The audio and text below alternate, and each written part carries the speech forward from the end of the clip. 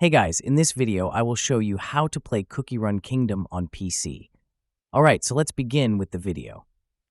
To play Cookie Run Kingdom on your PC, there are two easy methods you can try. First, open your web browser and search for Google Play Beta. This platform allows you to access Android games directly on your computer. However, before you can play, you'll need to download Google Play Beta. Once it's installed, simply search for Cookie Run Kingdom and you'll be able to play it smoothly through your browser. The second option is to use an Android emulator like BlueStacks. Just search for BlueStacks in your browser, download and install it on your PC. Open BlueStacks, sign in with your Google account, and then search for Cookie Run Kingdom in the Play Store.